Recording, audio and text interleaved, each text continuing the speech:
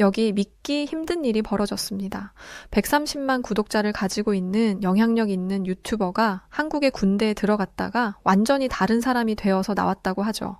세계 군대를 방문하며 촬영하던 그는 한국의 군대에서 북유럽 최강이라던 자국 스웨덴의 군대보다 무려 5배 강하다는 한국 군대의 실체를 직접 목격했다는데요. 그의 영상은 스웨덴 전역을 들썩였고 한국 군인들의 모습에 북유럽 사람들은 경악을 금치 못했다고 합니다.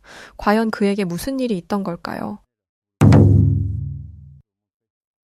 안녕하세요. 저는 루카스 레브그렌이라고 합니다. 현재 저는 28이고 스웨덴에서 여행 유튜버로 살고 있어요. 제 채널은 구독자 130만 명 정도가 보고 계시는 꽤 큰 채널이죠. 저는 원래 사람 사는 모습, 그 중에서도 특히 다른 나라의 평범한 일상을 관찰하는 것을 아주 좋아해요. 여행지에서 흔히 볼 수 있는 화려한 명소보다 그 나라 사람들이 아침에 뭘 먹는지, 어떻게 출근을 하며 일상을 보내는지, 또 휴무날에는 뭘 하는지를 담는 것에 더욱 흥미를 느끼고 있습니다. 제가 한국에 가기로 결정한 이유도 바로 이런 이유였어요. 사실 처음 한국에 갔을 땐 정말 신기한 나라구나 라는 생각이 들었습니다. 길거리에서 전통 한복을 입은 사람이 사진을 찍는데 손에는 버블티를 마시고 있었고 지하철 안에서는 누가 조용히 명상을 하고 있는데 옆자리에는 유튜브 영상을 보며 웃고 있었죠. 전통과 기술, 규율과 자유 그런 것들이 이상하리만치 잘 섞여 있는 아주 신기한 나라로 보였습니다. 그런 매력 때문에 처음에는 좀 낯설었지만 점점 궁금해졌어요. 그래서 한국에 머무는 시간은 점점 길어졌고 어느새 몇 달이 훌쩍 지났습니다. 그러던 어느 날 이런 생각이 들었죠. 그런데 한국 군인들은 과연 뭘 먹을까? 정말 단순한 궁금증이었어요. 식단 체험을 콘텐츠로 만들면 재밌을 것 같다는 생각 정도였죠. 군대 밥상과 PX 음식 리뷰 같은 걸 해보면 반응이 꽤 좋을 것 같았습니다. 그래서 검색을 하기 시작했어요. 그러던 중 민간인도 참여할 수 있는 군 체험 프로그램이 하나 보였습니다. 운 좋게도 제가 딱 원했던 프로그램이 한국에 있었고 한국에서 지내며 여유로운 시간을 보내고 있었던 터라 고민도 없이 신청하게 되었습니다. 뭐 하루 이틀 다녀오는 거면 괜찮을 것 같은데 조회수도 잘 뽑힐 것 같고 딱 내가 원하던 프로그램이니 다녀오지 뭐. 그렇게 신청을 했어요. 저는 정말 단순한 프로그램인 줄 알았습니다. 유니폼 한번 입어보고 제식 훈련 잠깐 해보고 뭐 식당에서 밥 한 끼 먹는 정도일 거라 생각했어요. 그런데 프로그램 시작 첫날 제가 훈련소 정문에서 서류를 내고 조교님 앞에 섰을 때 어떻게 된 일인지 제가 입소자 명단에 올라 있었습니다. 그 순간부터는 돌이킬 수 없게 됐어요. 제가 한국어가 아직 유창하지 않아서 당시 상황을 잘 못 알아들은 것이 바로 큰 문제였죠. 조교님께서 보고합니다 라고 하시길래 저도 반사적으로 네 보고하겠습니다 라고 대답을 했어요. 그게 도대체 뭔지도 모르고 말이죠. 그 뒤로는 군복으로 갈아입고 구보를 하고 소리를 지르며 얼차려를 받고 있었습니다. 지금 이렇게 된 것이 도대체 어떻게 된 건지 그 당시에는 정말 충격과 당혹감이 저를 지배했어요. 내가 지금 이걸 왜 하고 있는 거지? 이게 콘텐츠가 되긴 할까? 이렇게 진지한 상황에 촬영하기도 쉽지 않은데 난 여기서 뭐 하는 거야? 정말 당황스러워 머릿속이 어지러웠습니다. 사실 카메라도 꺼내기 어려울 정도로 엄숙한 분위기였죠. 그래도 어떻게든 촬영은 해야 한다는 생각에 저는 잠깐의 휴식 시간에 카메라를 켜 제 얼굴을 찍으며 말했습니다. 지금 이 영상을 보시는 분들은 아마도 루카스가 왜 군복을 입고 있냐고 생각하실 텐데 저도 지금 믿기지가 않습니다. 뭔가 이상한 일에 휘말린 것 같아요. 이 옷 그냥 기념품 아니고 진짜 한국 군복입니다. 제가 어디냐고요? 간단히 말하면 한국 군대 훈련소에 있어요. 대한민국 서울 근교의 어느 훈련소에서 지금 이 영상을 찍고 있는 겁니다. 혹시 한국에 민간인 군 체험 프로그램이라는 게 있다는 거 들어보셨나요? 저는 그걸 인터넷에서 우연히 봤거든요. 신청하면 짧게 군 생활을 체험할 수 있고 군인 식단도 맛볼 수 있고 훈련도 살짝 해보는 약간 군인 코스프레 같은 체험이라고 소개돼 있었어요. 그래서 이건 완전 콘텐츠로 좋겠다 싶어서 신청을 했거든요. 사실 그냥 한국 군인들이 다이어트 할 때 먹는 식단 같은 거나 PX에 파는 특이한 간식 같은 걸 리뷰하려고 했던 건데 이거 완전 단단히 꼬였어요. 아주 제대로요. 그렇게 저는 중간중간 나레이션을 해가며 영상을 남기곤 했습니다. 체험 당일부터 제가 당황할 수밖에 없었던 것은 여러 이유가 있었어요. 서울에서 차를 타고 한 2시간 정도 달려서 산 중턱 같은 곳에 도착을 했습니다. 입구에서부터 아주 진지한 분위기였죠. 정문에 군인 2분이 딱 서 계시고 버스에서 내리는 순간부터 어깨가 아주 자동으로 펴지기 시작했습니다. 전 솔직히 그때까지만 해도 그냥 꽤나 리얼하다고 생각을 했어요. 그런데 종이 몇 장 쓰고 이름을 대고 줄을 서고 갑자기 입소자 번호 14번이라는 말이 들리더니 군복을 건네주셨습니다. 속으로 생각했어요. 이거 그냥 입어보는 건가? 군복 체험 그런 거겠지? 문제는 바로 그 다음부터였습니다. 군복을 입자마자 바로 집합을 했고 이런 말들이 들려왔죠. 보고합니다. 필승, 정신 차려, 입소자. 저는 한국어가 서툴기도 한데 저런 말들은 더욱 생소해서 정신을 차릴 수가 없었습니다. 정말 한국 군인들이 먹는 밥만 먹고 갈 줄 알았는데 완전 군장하고 구복까지 하기 시작했어요. 땀에 젖은 군복을 보면서 제 스스로도 웃겼습니다. 내가 진짜 여기에 왜 있지? 아니, 지금 뭘 하고 있는 거지? 그때부터 이건 단순한 콘텐츠가 아니라 정말 중요한 사건이라는 생각이 들기 시작했고 확신이 생겼습니다. 그날 밤 처음 자대처럼 생긴 생활관에 누워서 다른 훈련생 분들과 조용히 누워 있었어요. 한참을 말없이 천장을 보다가 제 머릿속에 떠오른 말이 딱 하나 있었습니다. 루카스, 너 이거 그냥 다이어트 식단 리뷰하러 온 거 아니었어? 그렇게 제 한국 군대 체험, 아니 뜻밖의 입소 생활은 아주 웃기고 또 약간 무서운 나날이 펼쳐지기 시작했어요. 다음날 저는 생애 처음으로 기상 나팔이라는 것을 들었습니다. 뭐랄까 정말 화들짝 놀라 심장이 멈추는 느낌으로 아침을 맞이했어요. 인생 전체가 잠깐 멈추는 기분도 들었습니다.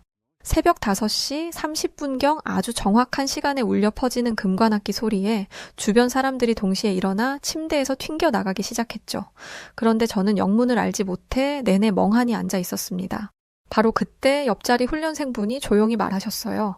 루카스 씨 지금 늦으시면 얼차려 받을 수도 있어요. 얼른 준비해요. 서둘러야 해요. 그때 처음 들은 단어 얼차려는 뭔지 모르겠지만 압박감이 들었고 급히 옷을 갈아입고 운동장으로 나갔습니다. 이때부터 진짜 무슨 영화 같은 한 장면들이 펼쳐지기 시작했어요. 줄 맞춰 뛰기를 하기 시작했고 줄도 2줄, 3줄이 아니라 정말 수십 명이 일제히 구보를 시작하는데 그 순간 저는 확신했습니다. 아, 이거 그냥 한국판 스쿼드 게임이잖아. 조교님이 선두에서 목이 터져라 외치셨어요. 1, 2, 3, 넷. 줄 똑바로 맞춥니다. 정신 차립니다. 그 소리가 정말 고막을 뚫을 정도로 컸죠.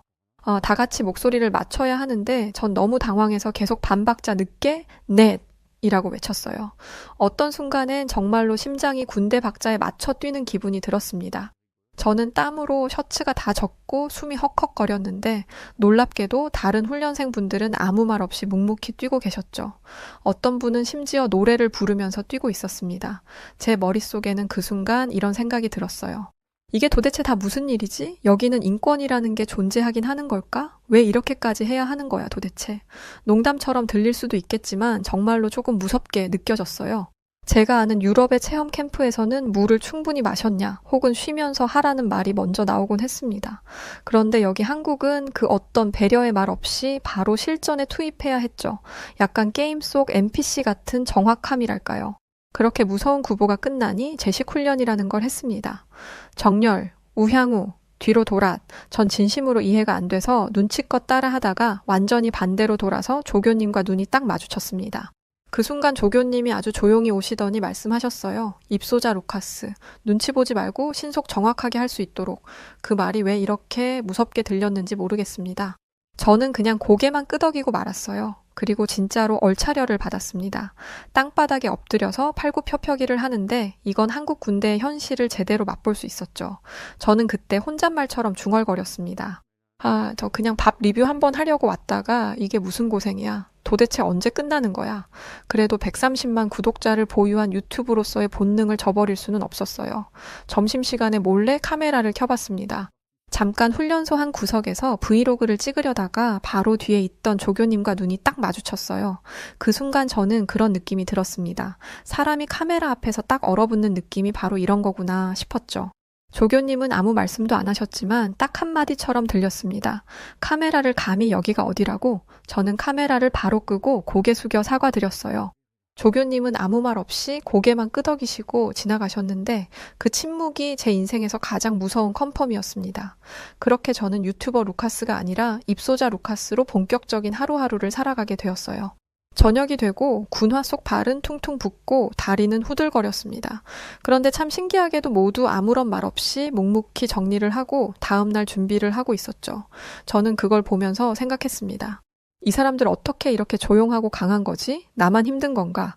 이건 진짜였습니다. 한국 군대는 그냥 훈련소가 아니라 사람의 의지와 침묵이 소리처럼 울리는 그런 곳이었죠.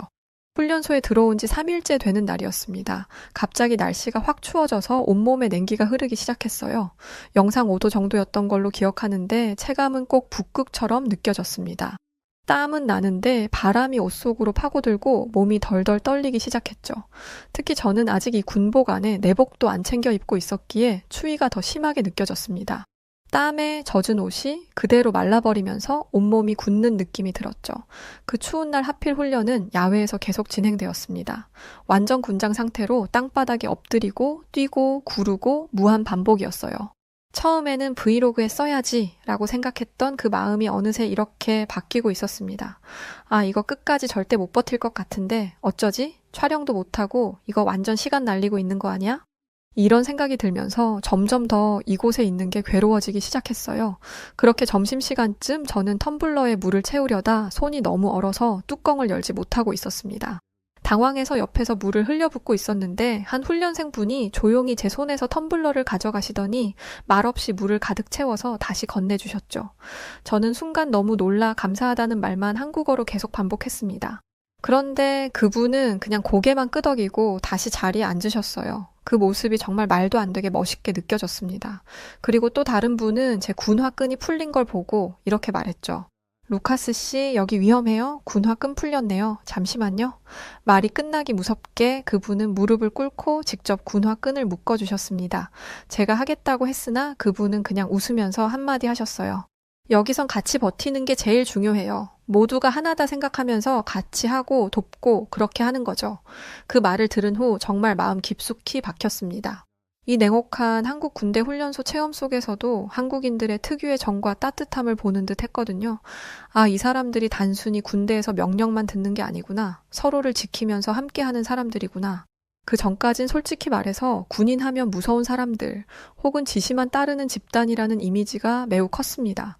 근데 지금 제 눈앞에 있는 이분들은 누가 시켜서가 아니라 진짜 서로를 위해서 움직이는 사람들이었죠. 얼어붙은 운동장에서 서로 옷깃을 올려주고 넘어지면 말없이 손을 내밀고 식사를 할 땐 자기 반찬을 나눠주기도 했습니다. 누가 잘못을 해도 크게 탓하지 않고 그냥 옆에서 돕고 함께 했어요. 훈련 중간중간에도 괜찮아요? 물 좀 드세요. 조금만 더 버텨봐요, 우리. 이런 말들이 아무렇지 않게 당연하다는 듯 오가는데 전 그게 참 놀라웠습니다. 왜냐하면 제가 알고 있던 힘이라는 개념은 더 세게 소리 지르고 더 오래 뛰고 더 빨리 해내는 사람이 강한 사람이었거든요. 제 눈엔 더 강하게 보였습니다. 그날 저녁 훈련을 마치고 돌아오면서 저는 아무 말 없이 침대에 누웠습니다. 힘들긴 정말 힘들었지만 가슴속에 이상한 감정이 생기기 시작했어요.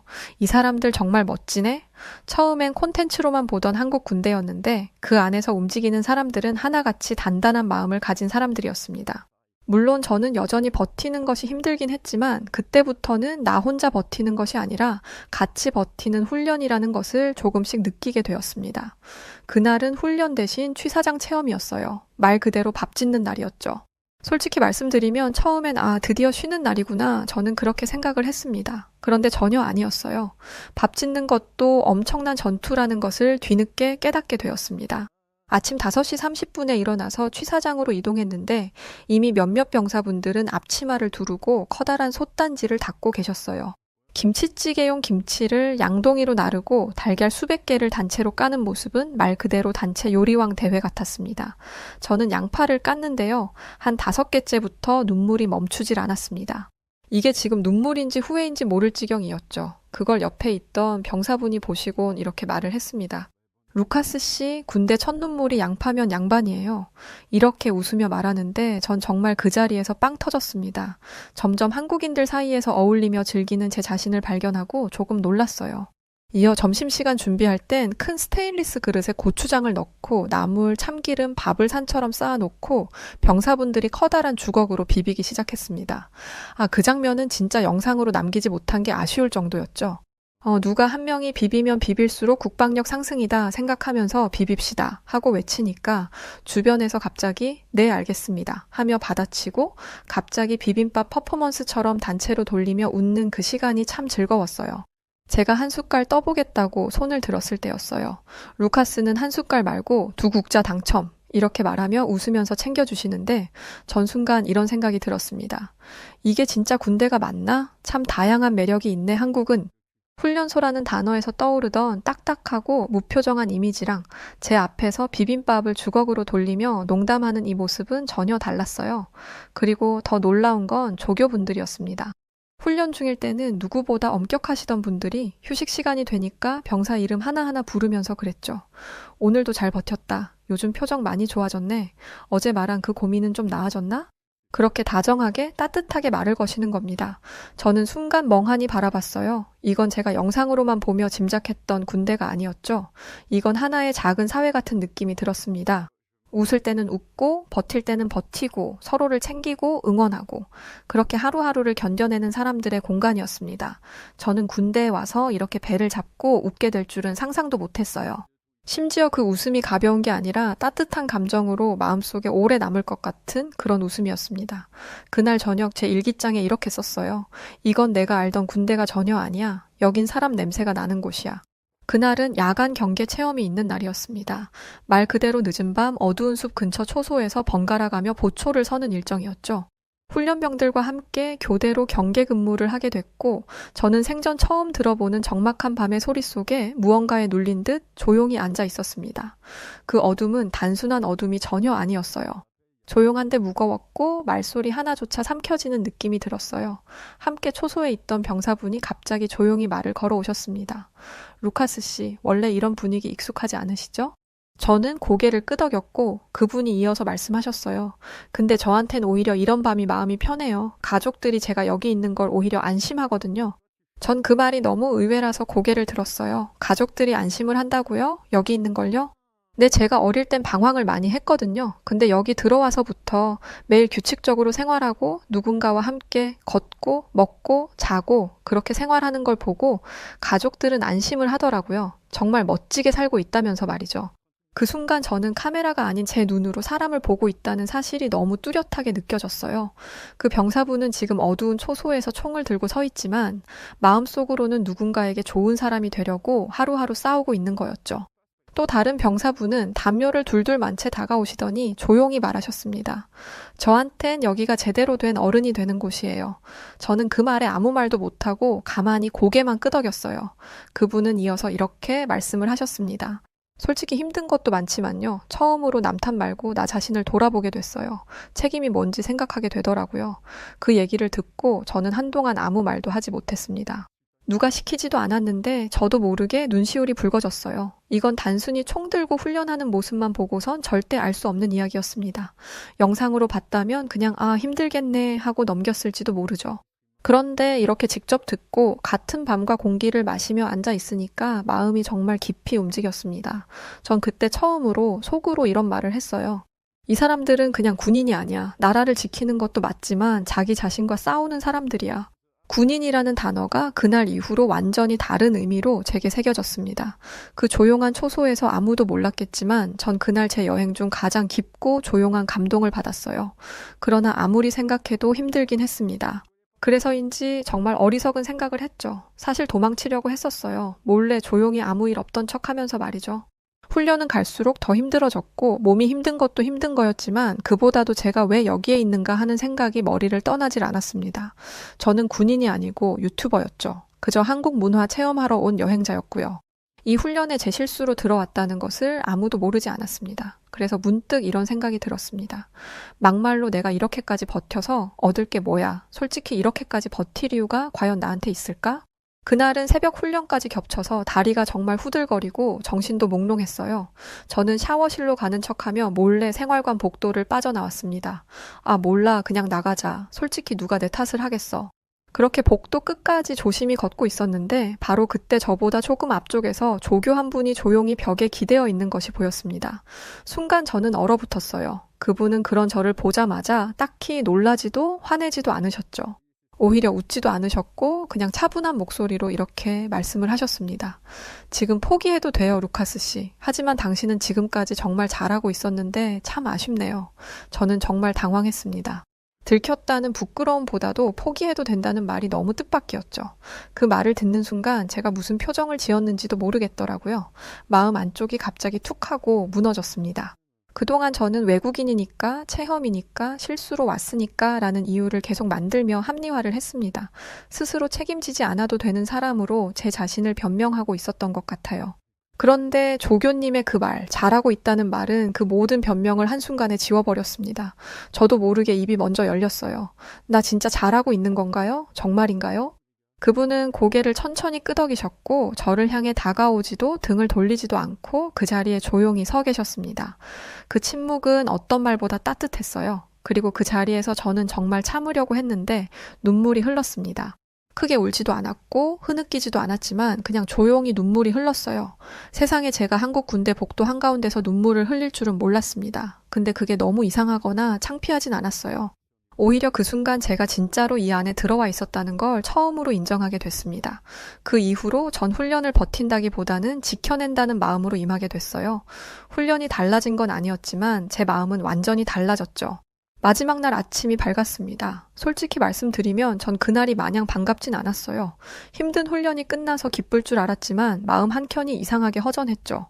며칠 전만 해도 오늘만 지나면 나간다고 생각했는데 막상 나갈 시간이 다가오니 이 사람들과 헤어진다는 것이 아쉬웠습니다.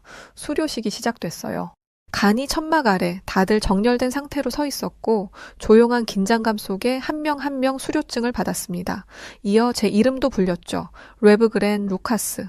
한국식으로 불려서 순간 피식 웃음이 났어요. 처음에는 입소자로 잘못 들어온 거였는데 이제는 저도 수료자로 인정을 받은 것이죠. 그리고 마지막 순서로 간단한 인터뷰 시간이 있었습니다. 이번 훈련을 마친 소감과 한마디를 해주실 수 있나요? 저는 처음엔 카메라를 꺼내려다가 잠시 망설이고는 결국 꺼내지 않았어요. 그 순간만큼은 영상 콘텐츠라 아니라 정말 진짜 제 마음을 제 목소리로 전하고 싶었습니다. 처음에 저는 이 훈련을 단지 하나의 경험으로 생각했습니다. 유튜브 영상, 특별한 이야깃거리, 그런 걸 기대했어요. 그런데 여기서 만난 여러분은 단순히 군인이 아니었습니다. 여러분은 버티는 사람들이었고 서로를 살피는 사람들이었고 제가 본 그 어떤 나라 사람들보다 더 따뜻한 사람들이었습니다. 저는 그동안 한국이 빠르고 똑똑하고 기술이 좋은 나라라고 생각했어요. 그런데 지금은 생각이 달라졌습니다. 이 나라의 진짜 얼굴은 여러분이에요. 여러분 같은 사람이 한국을 만들고 있다고 생각합니다. 그 말을 하면서 제 목소리가 조금 떨렸던 것 같습니다. 고개를 숙이는데 옆에 서 있던 병사 한 명이 조용히 제 등을 두드려줬어요. 그리고 누군가 장난스레 말했습니다. 이제 루카스도 우리 분대원이야. 저는 그 말을 듣고 한참 웃었고 정말 행복하게 웃었어요. 인터뷰가 끝나고 다 같이 사진을 찍었습니다. 포즈를 맞추던 중에 누가 먼저랄 것도 없이 저를 끌어안았어요. 저도 모르게 껴안았고 한 명씩 자연스럽게 다 같이 서로 포옹하게 됐습니다. 웃는 사람도 있었고 조용히 눈물 고인 눈을 돌리는 사람도 있었고 그냥 가만히 서 있기만 한 사람도 있었어요. 저는 그 순간을 절대 잊지 못할 것입니다. 그건 단순한 훈련의 끝이 아니라 제가 이들과 함께한 시간의 의미가 확인되는 순간이었으니 말이죠. 제가 이 며칠 동안 만난 사람들, 그들은 제가 생각했던 강한 사람의 정의를 바꿔놓았습니다. 몸이 세고 목소리가 크고 그런 것이 아니라 말없이 버티고 함께 걷고 서로를 챙기는 사람들의 모습은 스웨덴에서는 전혀 볼 수 없는 광경이었죠. 정말 다시 스웨덴으로 돌아가는 날이 오지 않을 거라 생각했는데 지나고 보니 꽤 빠르게 흘렀더라고요. 그렇게 인천공항 출국장에서 저는 마지막 브이로그 영상을 찍고 있었습니다. 여러분 안녕하세요. 루카스입니다. 지금 저는 한국을 떠나기 직전이에요. 그런데 이번 영상은 평소랑 조금 다를 겁니다. 전 처음엔 그저 한국에 재미있는 에피소드 하나 만들겠다는 마음으로 한국 군 체험에 참여했었습니다. 스웨덴 군대는 자율성이 강하고 훈련도 비교적 부드러운 편이죠. 그에 비해 한국 군대는 조금 딱딱하고 무섭다는 느낌을 더욱 강하게 받았습니다. 그런데 한국에서 며칠을 보내면서 저는 전혀 예상하지 못한 것들을 하나씩 느끼게 됐어요. 체벌보다 배려가 많았고 억압보다 공동체 정신이 강했고 명령보다 함께 버티는 정서가 있었습니다. 스웨덴 군대에는 없는 한국 군대만의 정이 있었죠. 훈련 중에 군화끈을 몰래 묶어주던 병사, 조용히 제 물통을 채워주던 그 친구, 그리고 당신은 정말 잘하고 있어요 라고 말해주던 조교님까지 모두의 따뜻함과 진심 덕분에 저는 끝까지 함께 할 수 있었습니다. 출국 직전 한 명씩 배웅해주던 병사들의 모습이 제 마지막 영상 클립에 담겨 있었어요. 모두가 고개 숙여 인사하고 손을 흔들어 주었죠. 그 순간 저는 이런 생각이 들었습니다. 아, 여긴 군대가 아니구나. 여긴 정말 사람을 만드는 곳이구나. 그리고 카메라를 끄기 전 조용히 마지막 말을 남겼어요. 전 한국에서 생각보다 많은 걸 배웠어요. 힘이라는 건 소리 지르는 게 아니라 함께 버티는 것, 끝까지 걷는 것이라는 걸요. 그렇게 저는 스웨덴으로 돌아왔고 익숙한 제 방에서 카메라를 켰습니다. 새로 찍은 영상에는 군복 대신 평소의 제 모습이었지만 마음 한켠은 아직도 한국의 PX 앞 벤치에 남아 있었습니다. 한국에서의 훈련 장면은 모두 담지 못했어요. 어떤 순간은 카메라보다 눈으로 담고 싶기도 했습니다. 그래서 영상의 중간중간 나레이션으로 대신 설명을 넣었어요. 그런데 감정이 복받쳐서 목소리가 자꾸만 떨리기 시작했습니다. 그리고 영상을 올리고 하루가 채 지나지 않아 조회수가 수십만을 넘어갔고 댓글창에는 익숙한 이름들이 보이기 시작했습니다. 루카스 형 나태호야 기억나지? 이렇게 만들어진 영상을 보니 감회가 새롭네 굿굿.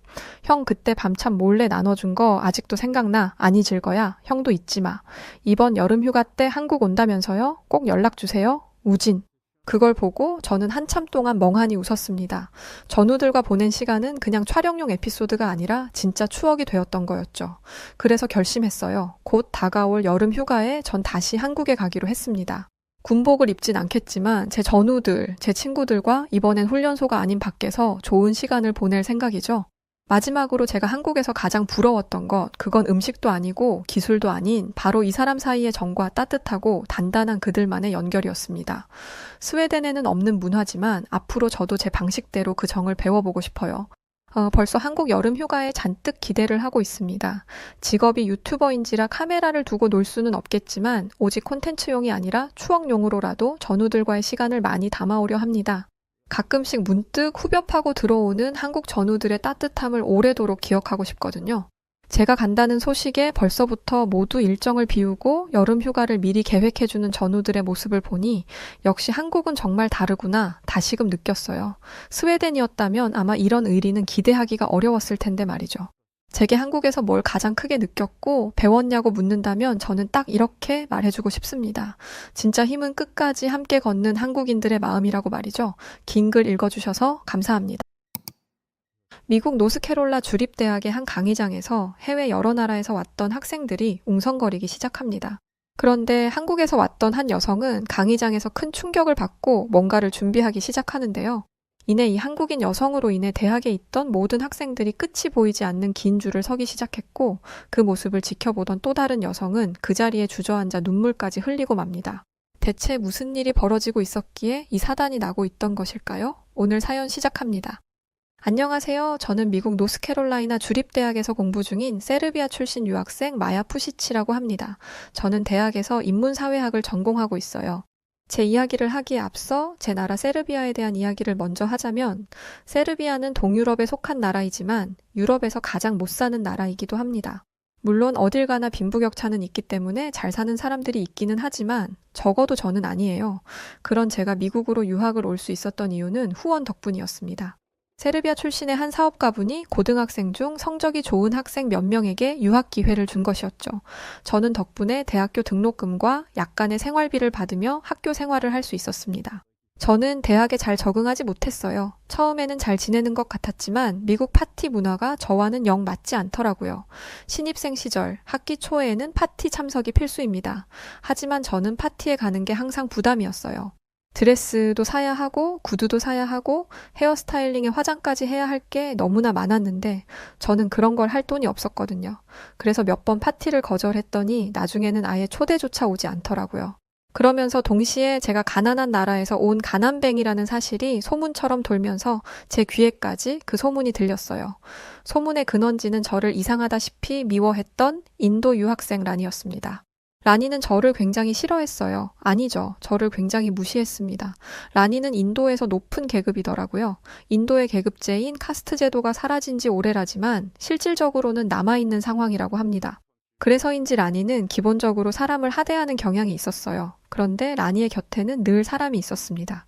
계급이 높은 만큼 돈도 많고 그만큼 돈도 잘 써서 누구나 라니와 함께 있고 싶어 했거든요. 하지만 딱 한 사람, 한국에서 온 유학생 세라는 달랐습니다.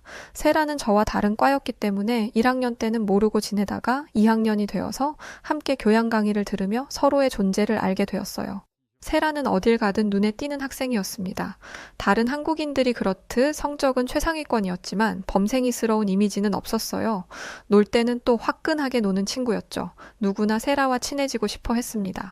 저를 그렇게 괴롭히고 동양인을 차별하던 인도인 라니조차도 말입니다. 그랬던 세라가 어느 날 제게 말을 걸었어요. 오늘 저녁에 함께 공부를 하는 게 어떻냐면서요. 저는 얼떨떨했습니다. 세라와 친해지는 건 생각도 못했던 일이었으니까요. 저는 저도 모르게 세라를 따라 도서관으로 향했습니다. 세라는 어딜 가든 저를 챙겼어요. 자신이 초대받은 파티에까지 말이죠. 저는 파티에 초대를 받았는데 함께 가자는 세라의 말을 거절했습니다. 하지만 세라는 계속해서 함께 가자고 하더라고요. 도무지 고집을 꺾지 않는 세라 때문에 저는 결국 왜 파티에 가고 싶지 않은지를 얘기할 수밖에 없었습니다. 세라, 난 파티에 입고 갈 화려한 드레스도 없고 파티에서 술을 마시며 놀 시간조차 없어. 그러니까 나를 제발 그만 내버려둬. 저는 가난 때문에 남들 다 하는 파티 한 번 못하는 제 자신이 너무 부끄러웠어요. 그리고 이런 제 현실을 세라에게 말하는 이 상황이 너무나 싫었습니다. 이날 이후 세라는 제게 파티에 같이 가자는 말을 단 한 번도 하지 않았습니다. 대신 저를 대신해 제 생일 파티를 열어주었죠. 생각하지도 못한 이벤트에 감격했던 것도 잠시 저를 지독하게 싫어하던 인도인 유학생 라니가 초대받지도 못한 파티에 나타났어요. 물론 라니는 초대받지 않고 가도 환영받는 존재이기는 했습니다. 라니는 제 생일 기념 파티임에도 불구하고 저를 투명인간 취급했어요. 그러고는 한국에서 왔던 세라에게 다가가더니 왜 이런 쓸데없는 일을 하냐고 묻더라고요. 아니 정말 궁금해서 그래. 진짜 순수한 궁금증이야. 왜 저런 애를 데리고 다니는 거야? 너 같은 애들은 나나 잘 사는 부잣집 미국 애들이랑 지내는 게 훨씬 이득하냐? 그러더니 은근슬쩍 습관적인지는 모르겠지만 한국에서 왔던 세라에게 마저도 슬쩍 까내리는 듯한 말을 했습니다. 솔직히 나 옐로 스킨들은 안 끼워주는 거 알지? 그런데 너라서 끼워주는 거야. 너는 일개 아시안들과는 좀 다르게 똑똑한 편이니까. 알겠지? 이 얘기를 꺼내는 순간 주변이 조용해졌습니다. 라니가 인종차별주의자라는 건 모두가 알고 있었지만 이렇게 대놓고 피부색을 논한 건 처음이었거든요. 게다가 자기도 따지고 보면 아시안이면서 모든 아시안들을 자신보다 아랫사람 보듯 취급했잖아요. 마치 자신은 다른 아시안들과 다른 특별한 존재라고 말하는데 듣기가 거북했습니다. 하지만 주변 분위기가 가라앉은 것도 모르고 떠드는 라니에게 직접적으로 항의하는 사람은 없었습니다.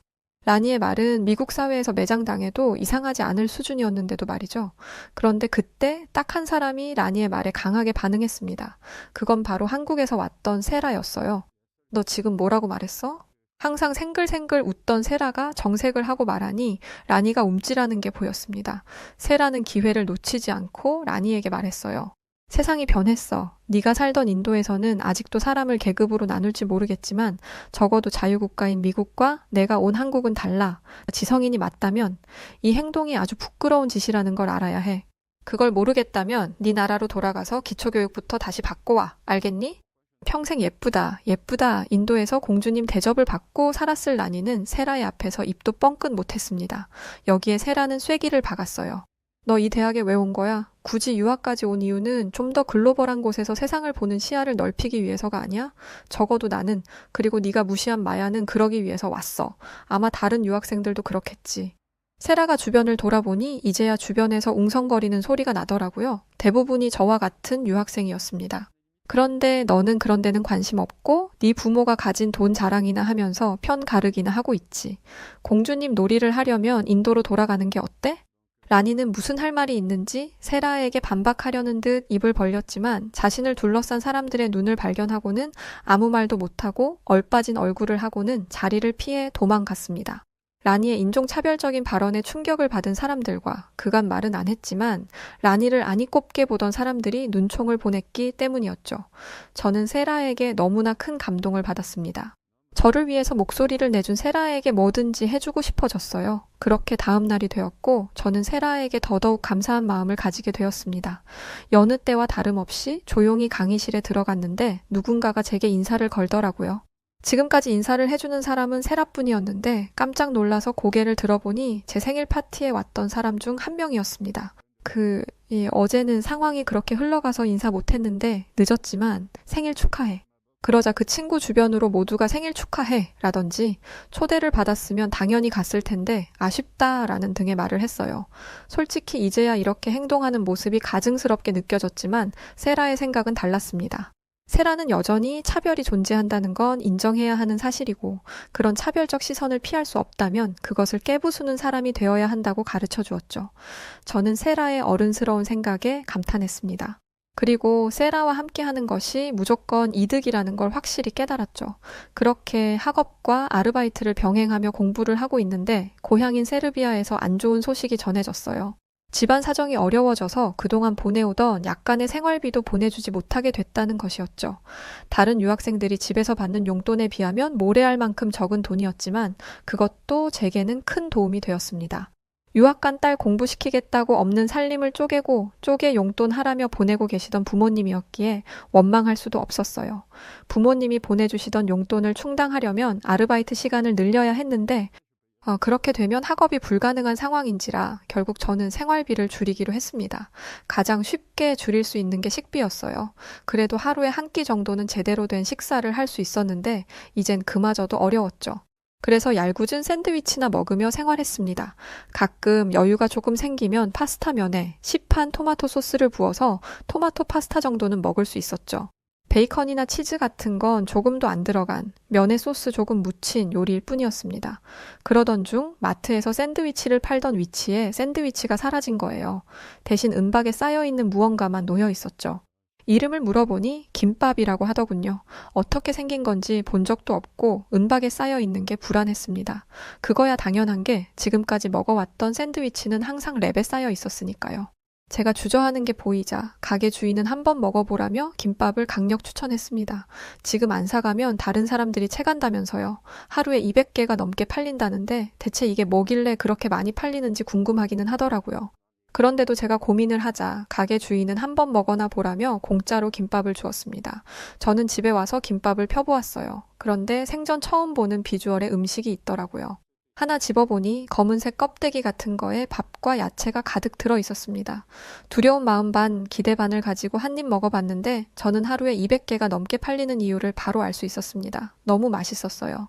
겨우 이 김밥이 2달러도 안 된다니 샌드위치랑은 비교도 안 될 정도로 맛있었습니다. 게다가 여러 채소까지 들어가 있으니 영양면에서도 훨씬 낫더라고요. 저는 그날 후로 샌드위치 대신 김밥을 사 먹었습니다.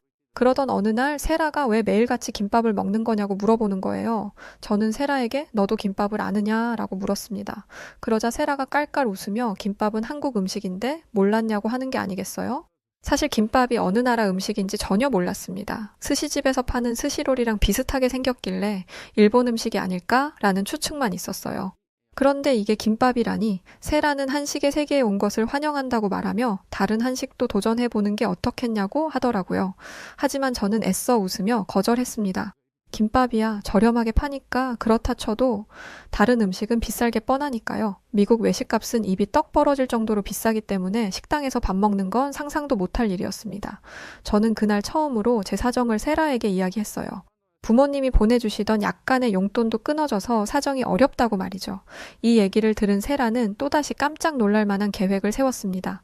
바로 저를 위해 한국 음식을 한 상 가득 차려준 것이었어요. 대뜸 자기 집에 오라길래 무슨 일인가 싶었는데 이런 서프라이즈가 저를 기다리고 있었던 것입니다. 저는 세라의 집에서 갈비찜이라는 것도 먹었는데 이렇게 맛있는 음식은 생전 처음 먹어봤어요. 처음에는 고기가 까맣길래 탄 건가 싶었는데 알고 보니 그게 소스더라고요. 저는 세라가 만들어준 갈비찜, 잡채, 김밥을 순식간에 해치웠습니다. 이렇게 풍성한 저녁 식사는 아주 오랜만이었어요. 부른 배를 쓰다듬고 있는데 행복하더라고요. 배가 불러서이기도 하지만 저를 위해 시간과 노력을 들여 식사를 대접해준 세라 덕분이기도 했습니다. 사실 이렇게 친구 집에 저녁 식사 초대를 받아본 게 처음이거든요. 세르비아가 그리 잘 사는 곳도 아니고 정치적으로도 안정적인 나라가 아닌지라 여전히 서로가 서로를 경계하는 문화가 남아있기 때문이죠. 그래서인지 세라의 행동이 더욱 감동으로 다가왔던 것 같네요. 이날 이후 세라는 저를 위해 도시락을 싸주기도 했고 저는 세라와 함께 한식의 매력에 푹 빠져들게 되었습니다. 그러던 중 제 관심사와 딱 맞아떨어지는 수업을 듣게 되었어요. 문화산업과 관련된 강의를 듣고 있는데 교수님이 웬 유튜브 영상 하나를 보여주시더라고요. 무려 1시간 반이나 되는 영상이었는데 이상하게도 영상 속 사람은 먹기만 했습니다. 그런데 더 놀라운 건 영상 조회수가 수십만 회나 되는 거였죠. 교수님은 그 영상을 먹방이라고 소개하셨습니다. 말 그대로 먹는 방송이라는 뜻이었죠. 교수님 말씀에 따르면 이 먹방이 선풍적인 인기를 끌고 있더라고요. 실제로 같은 수업을 듣던 학생 중 SNS를 매우 활발하게 하는 학생이 있었는데 그 학생은 먹방이 SNS에서 인기를 끈 지 오래되었다며 자신도 즐겨본다고 말했습니다. 그리고 생각보다 먹방을 보는 사람들이 많았어요. 심지어 어젯밤에도 먹방을 보고 왔다는 학생도 있었습니다. 이런 상황에서 교수님은 먹방이 시작된 나라가 어디인지 아냐고 물어보셨어요. 아무도 대답하고 있지 않는데 누군가가 손을 들었습니다. 역시나 최상위권의 성적을 유지하고 있는 세라였죠. 세라는 정말 모르는 게 없다고 생각하던 저는 세라의 대답을 듣고 정말 깜짝 놀랐습니다. 왜냐하면 세라가 먹방의 시작이 한국이라고 말했거든요. 놀란 건 저뿐만이 아니었습니다. 대다수의 학생들이 세라의 말을 믿지 못했고 계속해서 그게 사실이야? 진짜야? 라는 말만 반복했죠. 교수님이 유튜브로 한국 유튜버들의 영상을 직접 보여줬음에도 자신들이 즐겨보는 먹방이 한국의 것이라고 인정하지 못했습니다. 교수님은 이 상황을 지켜보면서 이게 바로 우리가 고쳐야 할 문제라고 말씀하셨어요. 미국인들은 자국에서 유행하는 것들은 모두 미국에서부터 시작된 거라는 이상한 자신감이 있다며 이제는 미국이 전 세계의 트렌드를 이끌어간다는 무조건적인 믿음을 버려야 한다고 말씀하셨습니다. 저는 교수님의 말이 틀리지 않는 말이라고 생각했어요. 실제로 미국인들은 세상의 중심이 미국이라는 생각을 은연중에 가지고 있거든요. 하지만 실상 넷플릭스와 같은 OTT 플랫폼을 휘어잡고 있는 것은 한국이었습니다. 심지어 OTT 플랫폼을 넘어서 유튜브 세계에서마저도 한국의 콘텐츠들이 굉장한 영향력을 가지고 있었던 거죠. 모두가 침묵하자 교수님은 강의를 이어가셨습니다. 그러면서 한국의 음식 이야기가 나왔어요. 교수님은 요즘 학교 앞에서 김밥을 팔고 있는데 혹시 이걸 먹어본 학생들이 있냐고 물어보시더라고요. 당연히 많은 학생들이 손을 들었습니다. 그리고 그들은 김밥이 한국 것이라는 것을 알고 또 한 번 놀랐어요. 다들 저랑 똑같이 일본의 스시롤이라고 생각했거든요. 교수님의 놀라운 말들은 여기서 끝나지 않았습니다. 한국의 K-드라마, 영화, 뷰티 등 한국에서부터 유행하던 것들이 이젠 세계로 뻗어나가 한국의 문화가 세계의 트렌드를 이끌어가고 있다고 말씀하셨죠. 교수님이 PPT로 직접 보여주신 증거들은 모두가 수긍할 수밖에 없는 객관적이고 현실적인 자료들이었어요. 그래서 학생들 모두 교수님의 말에 반박하지 않았습니다. 특히 IT 쪽은 이미 세계를 휘어잡고 있다는 말에 모두가 고개를 끄덕였습니다. 저는 한국이 문화산업 쪽에서만 경쟁력 있는 줄 알았는데 아니었더라고요. 그런데 딱 한 사람, 인도에서 온 라니만 교수님의 말에 한마디 던졌습니다. IT 업계 얘기가 나와서 하는 말인데 IT를 논하는데 인도가 빠질 수 없다면서 말이죠. 그러자 교수님은 라니가 반박할 수 없는 자료로 라니의 길을 확 죽여버리셨습니다. 인도의 IT 강하죠. 인도 역시도 IT 강국이 맞습니다. 하지만 학생이 놓치고 있는 게 하나 있네요. 학생이 걸고 넘어진 IT는 한국이 가지고 있는 수많은 장점 중에 단 하나일 뿐입니다. 그러자 라니는 지지 않고 교수님의 의견에 반박했습니다. 교수님에게조차 무례한 말투는 덤이었죠. 수많은 장점이 있으면 뭐 해요? 한국은 인도에 비해 인구수도 턱없이 부족하고 자원도 부족하지 않나요? 지금 한국은 지는 해 아닌가요? 우리 인도는 급상승 중인 나라인데 금방 앞서게 될걸요? 라니는 씩씩거리며 교수님에게 자신의 생각을 내뱉었습니다. 그런데 교수님은 라니의 말에 눈 하나 깜짝 안 하셨고 한마디를 하셨는데 라니는 이 말을 듣고는 강의실을 박차고 나갈 수밖에 없었어요. 뭐 자신의 나라를 좋게 보는 거야 있을 수 있겠죠. 하지만 지금 세계 문화 산업의 핵심은 한국이 맞아요. 인도, 잠재력 높은 나라긴 하지만 아직 멀었습니다. 학생이 한번 말해봐요. 인도의 문화 콘텐츠에 대해서요. 라니가 뛰어나간 뒤 세라를 보았는데 속이 다 시원하다는 표정을 짓고 있더라고요. 이날 강의는 모든 학생들에게 진한 인상을 남겼습니다. 세계 문화를 뒤흔들던 미국의 힘이 약해지고 아시아의 작은 나라인 한국이 세계 문화를 뒤흔들고 있다는 게 충격으로 다가왔던 것이죠. 대부분 미국 태생인 학생들은 이러다간 한국에게 모든 주도권이 넘어가게 생겼다며 앞으로는 미국도 긴장의 끈을 놓아서는 안 된다는 토론을 하기까지 했습니다. 반면 세라는 다른 곳에 집중하고 있었어요. 저에게 이러더라고요. 이렇게 많은 미국인들이 김밥을 일본 음식이라고 생각하는 사람이 많은 줄 몰랐다면서 유튜브만 봐도 한국 것이라는 게 나오는데 어떻게 이럴 수 있냐며 충격받은 듯 했죠. 세라는 뭔가 다짐한 듯 보였습니다. 한국인으로서 미국 문화에 퍼져 있는 한국의 문화를 한국 문화라고 오해 없이 정확하게 소개하는 게 필요하다고 생각했던 모양이었습니다. 그래서 세라가 추진한 것이 바로 학교 축제에서 한국을 주제로 하는 부스를 운영하는 것이었어요. 세라는 직접 한국에서 물건을 배송받아다가 부스를 준비하는 정성까지 보였습니다. 솔직히 이렇게까지 열심히 안 해도 되는데 세라는 이런 일마저도 진심이더라고요. 물론 저도 세라를 열심히 도왔습니다. 세라가 만든 부스에서는 한국 음식 체험하기, 부채 만들기, 한복 입어보기가 있었습니다. 열심히 준비한 덕에 많은 사람들이 관심을 보였고 학생들은 줄까지 서가면서 한국 문화 체험에 열심이었어요. 먹고 마시는 것도 바쁜 축제 기간에 고작 체험 부스에서 줄을 선다? 말도 안 되는 이례적인 일이었습니다. 한복 체험을 한 학생들은 한복의 아름다움에 푹 빠졌다며 왜 이 아름다운 드레스를 판매하지 않는 거냐며 세라에게 하소연을 하기도 했어요. 한국 음식 체험하기를 해본 학생들은 한식처럼 건강해 보이는 음식은 처음 본다며 앞으로는 파스타나 피자 같은 것 말고 한식을 먹어야겠다고도 했죠. 그러면서 저에게로 와서는 귓속말로 이렇게 말하더라고요. 야, 너 세라랑 친하지? 그러면 세라가 너한테 한국 요리도 많이 해주고 그래? 제가 그렇다고 고개를 끄덕이자 부럽다며 오두방정을 떨었죠. 저는 세라가 제 친구라는 것이 너무나 자랑스러웠습니다. 또 동갑이지만 존경스러웠어요. 자신의 나라에 대한 자부심을 가지고 세계 사람들에게 그 문화를 자랑하는 게 결코 쉬운 일은 아니니까요. 그런데 제가 세라에게 존경심을 갖게 되는 또 다른 사건이 생겼습니다. 큰 인기를 끌었던 세라의 부스는 축제 기간에 운영되었던 부스 중 최고 금액을 벌어들였습니다. 그런데 세라는 그 금액의 순이익을 모조리 저에게 주었어요. 저는 대체 뭐 하는 것이냐며 이 돈을 받을 수 없다고 거절했지만 세라는 여느 때와 다름없이 단호했습니다. 그리고 제게 돈을 건네주는 세라의 말을 들은 저는 그 자리에 주저앉아 눈물을 펑펑 흘릴 수밖에 없었어요. 아버지가 일하시다가 다치셨다는 얘기를 우연히 들었어. 일을 못하시는 상황이라 집안 사정이 어려워진 거잖아. 큰 돈은 아니지만 이게 도움이 됐으면 좋겠어. 꼭 받아줘.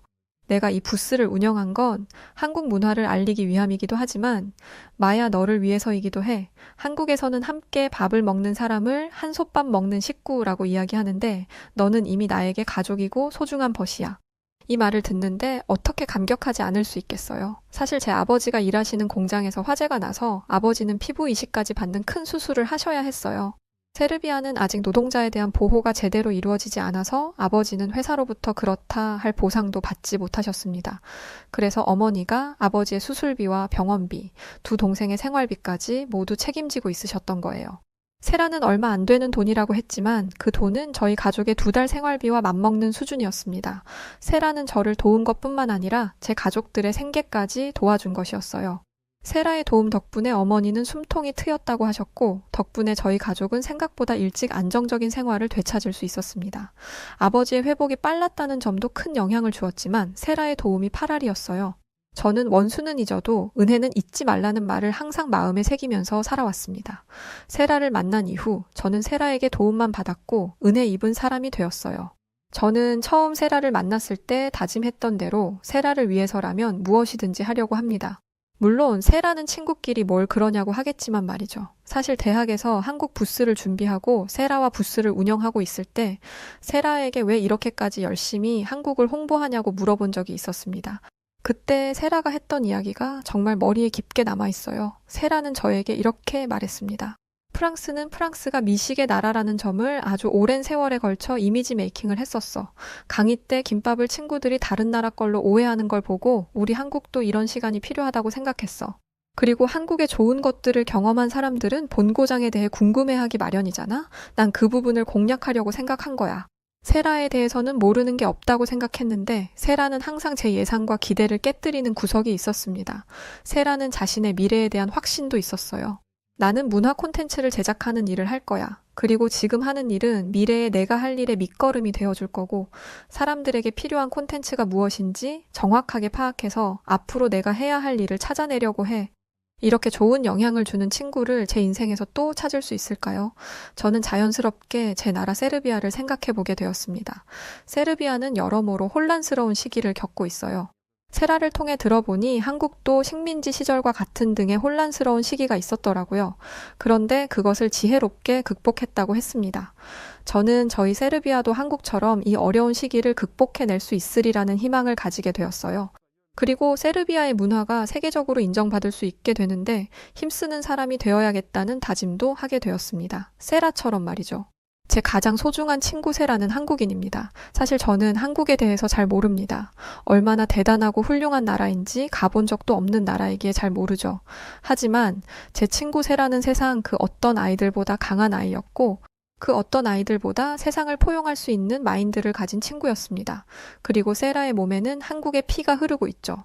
저는 동갑내기 친구이지만 세라를 통해 더 많은 것들을 눈으로 보고 배워가려고 합니다. 네, 오늘 사연은 여기까지입니다. 세라가 정말 너무 대견하네요.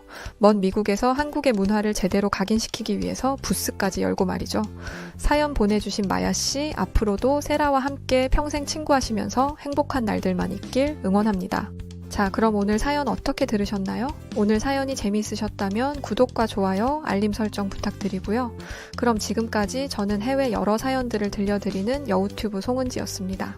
영상 끝까지 시청해주신 모든 분들 고맙습니다. 그리고 우리 구독자분들 감사드리고 사랑합니다. 당신만의 유튜브